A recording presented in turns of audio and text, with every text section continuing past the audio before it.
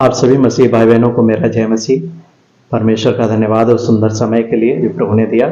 मेरे प्रियो, हम में से हर एक जन अपने परमेश्वर पिता से, प्रभु यीशु मसीह से बातचीत करने की चाहत रखते हैं, इच्छा रखते हैं। और मेरे प्रियो, ये बहुत अच्छी इच्छा और चाहत है हमारे जीवन में कि हम अपने प्रभु से बातचीत करें। और उससे बातचीत करने का जो तरीका है वो है प्रार्थना और वचन।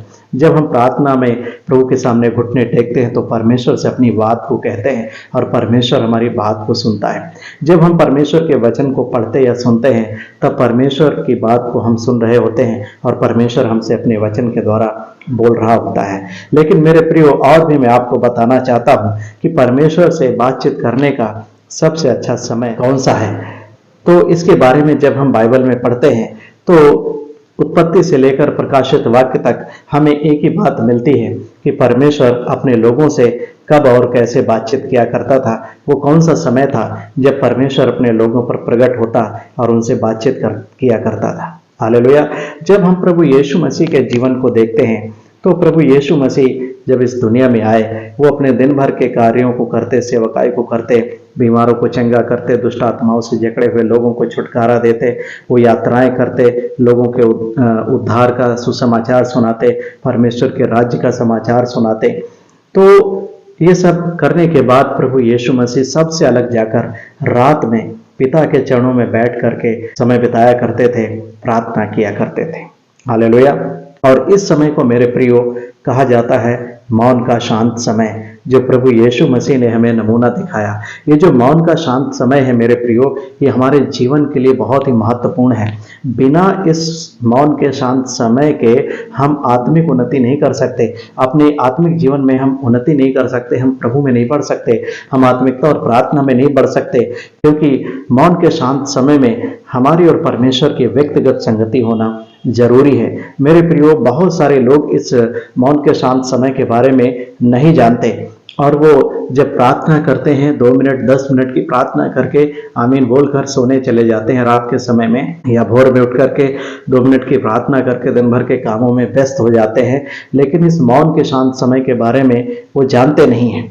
आज मैं बात करूंगा इस मौन के शांत समय के विषय में, ताकि हम इस बात को समझ सके ठीक तरीके से कि परमेश्वर कब और कैसे अपने लोगों से बातचीत किया करता था।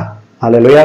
तो इस मौन का शांत समय में जब हम प्रभु यीशु मसीह के जीवन को देखते हैं कि प्रभु यीशु मसीह दिन भर यात्राओं को करते, सुसमाचार सुनाते, बीमारों को चंगा करते, चेलों को शिक्षा देते, प्रेरितों को जो उनके प्रेरित थे उनको शिक्षा देते, और रात के समय व्यक्तिगत पिता के साथ समय बिताते थे।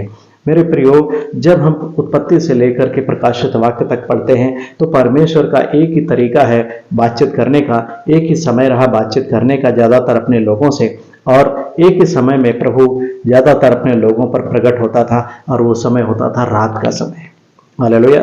जब हम परमेश्वर के वचन को पढ़ते हैं तो परमेश्वर के वचन में लिखा है कि परमेश्वर रात में दर्शनों के द्वारा, सपनों के द्वारा अपने लोगों से बातचीत किया करता था या उनकी प्रार्थना का उत्तर दिया करता था। सुलेमान पर परमेश्वर 2 बार रात में प्रकट हुआ, उसे दर्शन दिया।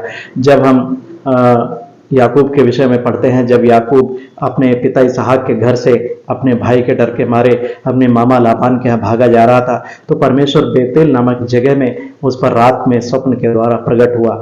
हम परमेश्वर के वचन में बहुत जगह पढ़ते हैं कि परमेश्वर रात में दर्शनों के द्वारा, सपनों के द्वारा अपने लोगों से बातचीत किया करता था। पौलुस के विषय में जब हम पढ़ते हैं प्रेरितों के काम में तो पौलुस 2 बार दर्शन को देखता है और प्रभु उसे उस जगह जाने के लिए बोलता है जहां पर उसे भेजना चाहता था। हालेलुया। तो हम देखते हैं कि परमेश्वर के बातचीत करने का तरीका एक ही समय रहा, रात में समय, रात का समय, ज्यादातर रात के समय में परमेश्वर अपने लोगों से बातचीत किया करता था। तो मेरे प्रियो, ये जो मौन का शांत समय है ये हमारे जीवन में बहुत ही महत्वपूर्ण समय है और इसमें बहुत सारे लोग व्यक्तिगत प्रभु के साथ संगति करने में समय बिताते थे। लेकिन आज उन्होंने क्या किया, इस मौन के शांत समय में प्रभु के साथ व्यक्तिगत संगति बनाए रखने में वो असफल रहे, उन्होंने बीच में छोड़ दिया। उनके जीवन में जो भी कारण रहा हो, लेकिन किसी न किसी कारण से बहुत सारे मसीह भाई बहनों की ये व्यक्तिगत मौन के शांत समय में जो संगति थी पिता के साथ वो टूट गई। और बहुत सारे तो ऐसे हमारे मसीही भाई बहन हैं शायद जिनको ये व्यक्तिगत मौन के शांत समय में पिता के साथ संगति करने के विषय में पता भी नहीं है, लेकिन बहुत सारे लोग करते हैं जिनको शायद इस शब्द के बारे में नहीं पता कि इसे कहते क्या है। मेरे प्रियो, हमें शब्द के बारे में जानने की जरूरत नहीं है, लेकिन अगर हमारी संगति अगर पिता के साथ व्यक्तिगत मौन के शांत समय में है तो ये हमारे लिए महत्वपूर्ण है। हालेलुया। तो आज मेरे प्रियो, मैं आपको बताना चाहता हूं कि परमेश्वर कब अपने लोगों से किस समय मिला करता था और बातचीत किया करता था, और वो समय था रात का। तो मेरे प्रियो, हम सभी अपनी लाइफ में दिन भर बिजी रहते हैं। हम में से बहुत सारे लोग जॉब करते हैं, मजदूरी करते हैं, बिजनेस करते हैं, यात्राएं करते हैं और अपनी जीविका के लिए जो भी वो उनका काम हो वो करते हैं। लेकिन हमारी आपकी जिम्मेदारी है, अगर हम एक मसीही व्यक्ति हैं तो हमारा जीवन एक मसीह के साथ एक बिल्कुल अलग व्यक्तिगत जीवन हमारा होना चाहिए। और प्रभु के चरणों में बैठ करके हम अपने दिन भर के कामों से फुर्सत पा करके, परिवार जब सो जाता है तो हमारी जिम्मेदारी है कि हम प्रभु के चरणों में बैठ करके उससे बातचीत करें और परमेश्वर हमारी बात को सुने और हमसे बात करें। हालेलुया। हम रात में या भोर में जल्दी उठ करके प्रभु के साथ इस मौन के शांत समय में व्यक्तिगत संगति कर सकते हैं ताकि परमेश्वर हमारी प्रार्थना का उत्तर दे। हालेलुया। हम प्रभु यीशु मसीह के जीवन को देखते हैं। प्रभु यीशु मसीह जब तक इस दुनिया में रहा, वो व्यक्तिगत मौन का शांत समय में जो संगति थी पिता के साथ, उसको निरंतर बनाए रखता था। निरंतर बनाए रखने में वो कामयाब रहा और जिस भी बीमार के ऊपर हाथ रखता था वो चंगा हो जाता था। दुष्ट आत्माएं उसको देखकर भाग जाया करती थी। मुर्दे उसकी प्रार्थना से, उसकी आवाज से जिंदा हो जाते थे। तो परमेश्वर उसके साथ था। हालेलुया। वो स्वयं परमेश्वर था, लेकिन उसने ये सब क्यों किया? ताकि हम उसके द्वारा ये सब कुछ सीखें। जैसा कि पतरस की पहली पत्री में 2 अध्याय उसके 21 पद में लिखा हुआ है कि मसीह दुख उठाकर तुम्हें एक आदर्श दे गया है कि तुम उसके पद चिन्हों पर चलो। हालेलुया। तो आज हमें मसीह के पद चिन्हों पर चलते हुए व्यक्तिगत मौन के शांत समय में पिता के साथ संगति करने की आवश्यकता है ताकि हम अपने आत्मिक जीवन में बढ़ते जाएं, अपने आत्मिक जीवन में उन्नति करते जाएं, पिता के साथ हम और नजदीक आते जाएं और भी हमारी निकटता होती जाए, हमारा उसका संबंध और मजबूत होता जाए और परमेश्वर हमारी हर एक प्रार्थना का उत्तर दे और वो हमसे बातचीत करे, वो हमारी वाणी को सुने और हम उसकी वाणी को सुने। हालेलुया।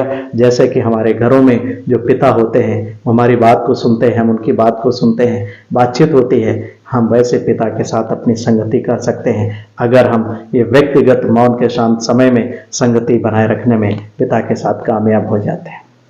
हालेलुया। तो आज परमेश्वर के वचन के द्वारा मैं यही बताना चाहता हूँ कि यदि हम परमेश्वर से बातचीत करना चाहते हैं तो वो सबसे अच्छा समय है रात का समय, और इसके लिए जरूरी है इस मौन के शांत समय में पिता के साथ संगति करना। हालेलुया। परमेश्वर आप सभी को इस वचन के द्वारा आशीष दे। तो आइए इस व्यक्तिगत मौन के शांत समय में हम सभी मिलकर के प्रार्थना करेंगे, और यदि आप इसको सीख गए तो आपकी कोई भी प्रार्थना प्रभु निष्फल जाने नहीं देगा। हालेलुया। प्रभु आपको आशीष दे। मैं छोटी सी दुआ करूंगा। जीवित महान परमेश्वर पिता, धन्यवाद देते हैं खुदावंद इस वचन के लिए जो आज हमसे आपने बातचीत किया। खुदावन, जब हम इस वचन को सुने हैं और पिता व्यक्तिगत मौन शांत समय में आपके साथ संगति करने के लिए हमने सीखा, तो हे खुदावन हम इसको आपके संग समय बिताएं और इस मौन के शांत समय में आपके संग व्यक्तिगत संगति करने के लिए प्रभु जी एक निर्णय ले, आपके चरणों में बैठे और पिता जिनकी संगति टूट गई उन्हें भी उत्साहित करें, उनके मन को प्रभु जोश से भर दीजिए ताकि वो भी फिर से आपके संग इस टूटी हुई संगति को बना सके और आपके चरणों में आ सके। और हे खुदावन, हम आपकी वाणी को सुन सकें और आप हमारी प्रार्थना का उत्तर दें। प्यारे प्रभु दया करें। हे जीवित खुदावन, दया करिए। इस रात्रि के पल में इस प्रार्थना को आपके पवित्र और मीठे नाम से मांग लेते हैं यीशु राजा। आमीन।